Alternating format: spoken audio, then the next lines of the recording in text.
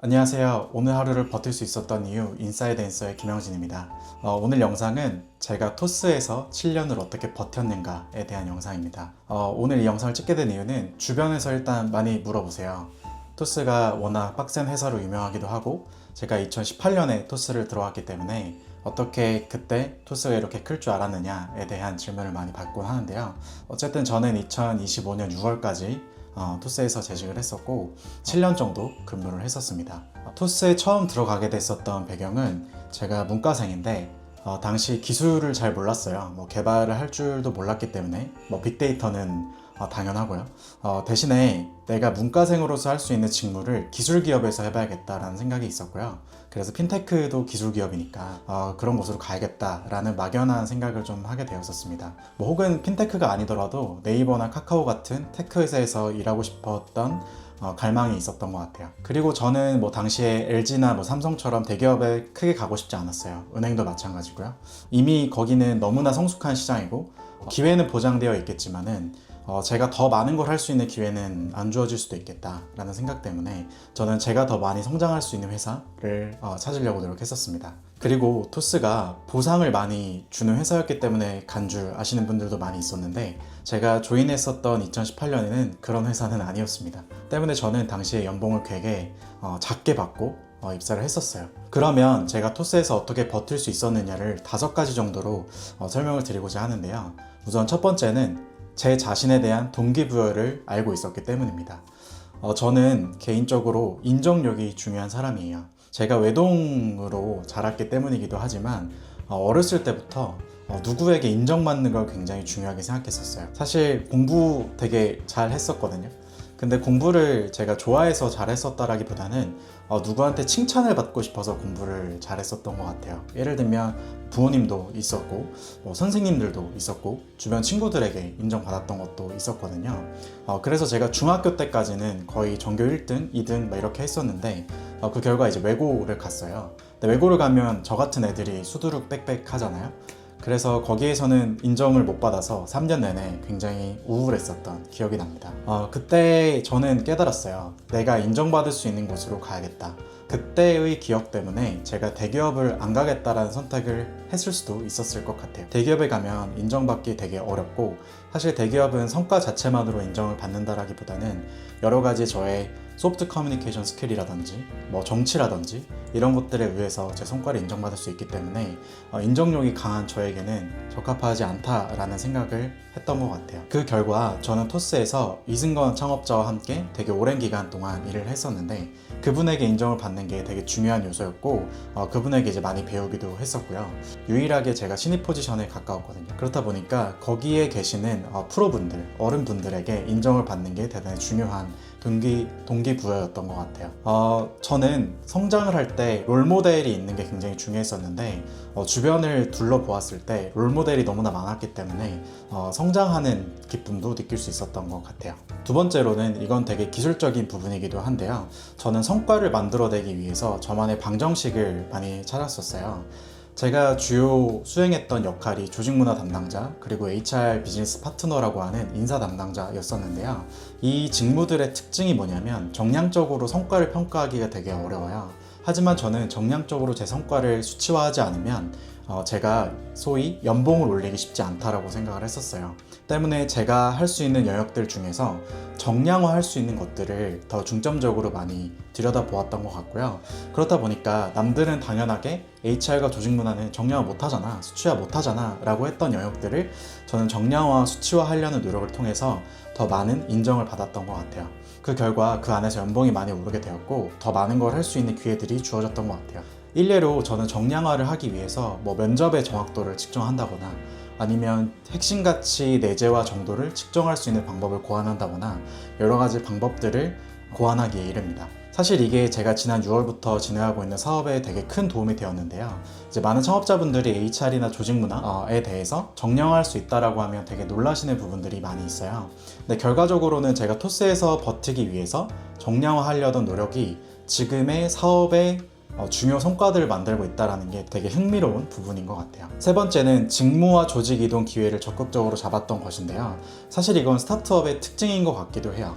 한 50명 정도 넘어가는 스타트업이면 그래도 여러 팀들이 생길 건데요. 저는 특히 그 안에 있었을 때 직무를 바꿀 수 있거나 조직을 바꿀 수 있는 기회들을 적극적으로 잡고자 노력했었어요. 일례로 저는 2023년에 토스증권이라고 하는 자회사로 이동을 했었는데, 그때 자회사로 이동을 하면서 HR 비즈니스 파트너라고 하는 직무로 함께 이동을 하게 되었었습니다. 그때 어떻게 보면 내부에서 이직을 한 셈인데요.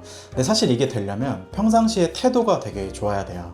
제가 바른생활 사나이였다 이런 거라기보다는 되게 매사에 열심히 하거나, 예를 들면 주말에도 나가서 일을 한다거나 아니면 주중 새벽에도 남아서 일을 한다거나 이런 모습들을 계속 보여줘야 되는데요. 사실 이게 지금의 시대적 유행과는 역행하는 얘기일 수도 있겠지만, 저는 사실 일부러 야근을 하거나 주말에 나가서 일을 했었던 적도 있었어요. 왜냐하면 다른 사람들한테 제가 그런 시간대에 비춰지는 모습들과 또 이제 저를 평가하는 분들이 저를 그 시간대에 보게 되면 사실 이게 평가를 안 하려고 해도 좋게 평가하게 될 수밖에 없는 부분이 있는 것 같아요. 그래서 당장은 내가 역량이 모자라더라도 계속해서 노력하고 있고 내가 이런 포텐셜이 있는 사람이다라는 걸 보여주는 게 되게 중요하거든요.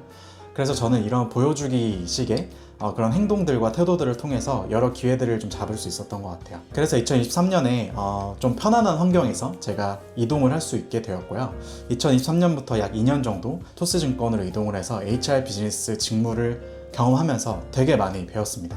조직문화 담당자는 보통 형이상학적인 부분들만 이야기하기 때문에 소위 무시당하기가 쉬워요. 사람들의 현실을 모르기 때문이죠. 하지만 HR 포지션은 그렇지가 않았어요.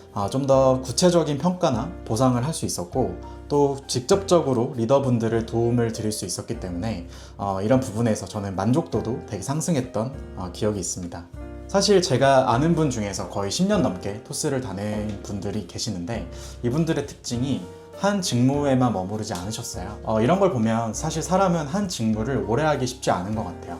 그래서 어떤 조직에서 내가 오랫동안 버티고 싶다라고 하면 그 직무를 계속 오래 하기보다는 여러 직무들을 수평적으로 옮겨 다니면서 내 수평적인 역량 확장을 도모해 보는 것도 되게 좋은 방안이 되는 것 같습니다. 그리고 네 번째는 리더가 되기 위한 목표였는데요. 사실 아쉽게도 결과적으로 저는 토스 안에서 리더십 포지션을 수행하지는 못했습니다. 아까 제가 인정력이 강했다고 말씀드렸었잖아요. 이런 인정력이 강한 사람들은 몇 가지 증표를 통해서 내 인정을 확인하고자 싶어하는 경향이 있습니다. 첫 번째로는 보상이 그것이고, 두 번째는 어떤 자리 같은 거예요. 저는 이제 자리에 대한 욕심이 좀 있던 편이고요.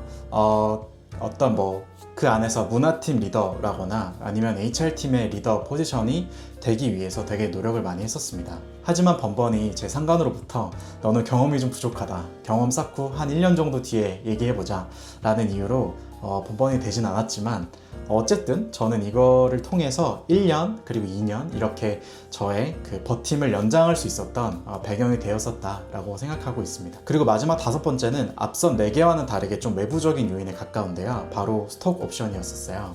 이미 기사로도 많이 나갔던 부분이 있지만 토스는 2019년에 파격적인 보상을 했거든요.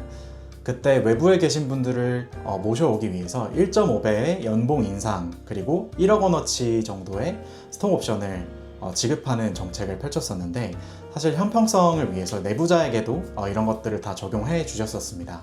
사실 스톡옵션이라는 게 지금 생각해보면 저 같은 직군보다는 핵심 직군 혹은 리더십 포지션한테 더 많이 주어져야 된다라고 생각하고 있긴 한데요. 어쨌든 운 좋게 저는 그것을 부여받음으로써 되게 생명을 연장할 수 있었던 좋은 배경이 되었어요. 사실 이게 가치가 오르는 것도 있었지만 회사에 대한 주인의식이 강화되었던 부분도 있었거든요. 그리고 아까 제가 보상에 대해서 중요하게 여겼다라고 말씀드렸었는데, 이런 부분에서도 꽤 만족스러운 정도로 받고 일을 했던 것 같습니다. 이렇게 5가지를 말씀드렸었는데, 여러분의 삶에 적용할 만한 포인트가 어떤 게 있을까를 고민을 많이 해봤어요. 우선 첫 번째는 여러분이 일하는 동기부여가 뭔지를 아셔야 된다라고 말씀드리고 싶어요. 세상에는 정말 많은 동기부여들이 존재하고 사람은 한 가지 동기부여만으로 일하진 않거든요. 아까 저의 사례로 말씀드렸었지만 인정력도 있었고 보상에 대한 욕심, 자리에 대한 욕심, 여러 가지의 것들이 있었잖아요. 결국 내가 어떤 동기부여가 뼈대가 되느냐를 아실 필요가 있다고 생각해요. 보통 이런 큰 동기부여는 몇 가지가 있는데요. 먼저 첫 번째는 아까 제가 말씀드린 인정력이 있고요. 두 번째는 성장에 대한 욕구가 있어요. 개인의 성장을 목표로 삼는 사람은 어떤 새로운 도전 과제를 받거나 전사 프로젝트에 함께 참여하는 게 되게 중요한 액션 아이템이 될 수 있습니다. 그리고 롤모델을 찾아보시는 걸 꼭 추천드려요. 성장하기 위해서는 내가 성장했을 때 저런 사람처럼 될 수 있겠구나 라고 하는 일종의 목표가 필요하거든요. 그런 측면에서 개인 성장을 하고자 하시는 분들은 롤모델을 찾으시는 걸 추천을 드립니다. 사실 의미 없는 일들은 거의 없겠지만 또 다른 동기부여로는 의미감이라는 게 있어요. 특히 스타트업에서는 임팩트가 중요하신 분들이 많이 계시거든요. 예를 들어 우리가 하고 있는 서비스가 사회에 어떤 영향을 끼치고 있느냐, 얼마만큼의 사람들에게 쓰이고 있느냐, 이런 것들이 임팩트예요. 이런 게 중요하신 분들은 좀 더 직접적인 영향을 만드는 직무로 이동해 보시는 걸 추천을 드립니다. 예를 들어 개발자 포지션은 직접적으로 제품을 개발할 수 있다는 측면에서 되게 적합할 수가 있겠고요. 그런데 개발자들 중에서도 좀 더 앞단으로 가는 개발자들이 있을 수 있죠. 가령 서버 개발자에서 프론트엔드 개발자로 갈 수가 있을 텐데, 내가 임팩트가 중요하다고 하는 분들은 좀 더 앞단에 개발을 하시는 거를 추천을 드릴 수가 있을 것 같아요. 그리고 뭔가 전략보다는 직접적으로 제품을 만드는 것에 관여한다거나 숫자를 만드는 일에 관여하는 일들을 하게 된다면 이런 동기부여를 가지신 분들은 좀 더 오래 버티면서 일할 수 있을 거라고 생각합니다. 그 밖에 동기부여로는 회사 자체가 성장한다, 혹은 우리 회사의 문화가 좋다, 이런 것들이 있는데요. 결국에는 내가 어떨 때 즐겁게 일했느냐를 돌이켜서 생각해 보신다면 나의 중요한 동기부여 원인을 찾으실 수 있을 거라고 생각합니다. 그래서 오늘은 제가 7년 동안 스타트업 그리고 토스에서 버틸 수 있었던 이유에 대해서 말씀드렸었는데요. 사실 그냥 버티자라는 생각으로는 7년의 시간을 지나오기 어려웠을 것 같아요. 사실 스타트업에서 일을 한다라는 건 나에 대해서 탐구하는 시간이 많아진다라고 생각하기도 하거든요. 그래서 내 동기부여가 어떤 건지, 어떨 때 내가 좀 더 침울해지고 어떨 때 내가 좀 더 행복해지는지를 생각을 잘 해보신다면 저처럼 혹은 저보다 더 이상 동안 회사에서 더 즐겁게 일을 하실 수 있을 거라고 생각합니다. 끝으로 여태까지의 더 리더십이랑 이 영상의 결이 좀 달라서 의아하셨던 분들도 있으셨을 것 같은데요. 앞으로는 더 리더십 채널이 인사이드 앤서라는 채널로 바뀌게 됩니다. 인사이드 앤서 채널에서는 좀 더 다양한 조직 문화를 대중적으로 푸는 주제들을 다뤄볼 예정이고요. 제가 풀 예정이고, 그리고 제가 아는 주변의 분들을 초대드려서 좀 더 대중분들이 관심 가질 만한 회사에서 그리고 창업을 하면서 세상에서 버틸 수 있었던 이유에 대해서 다뤄보려고 합니다. 참고로 저는 조직 문화와 HR 전문가로 일을 하고 있지만 사실 좀 더 행복하게 삶을 사는 것에 관심이 더 많이 있는 것 같아요. 그래서 투자라거나 어떤 웰네스 이런 것들에도 관심이 많이 있기 때문에 앞으로 유튜브 채널에서 그런 것들을 많이 펼쳐나가려고 하고 있습니다. 그리고 여태까지처럼 좋은 리더분들의 영상도 함께 담을 수 있도록 할 테니까요. 인사이드 앤서 채널에 앞으로 많은 응원 부탁드리고 구독과 좋아요, 알림 설정까지도 꼭 부탁드리도록 하겠습니다.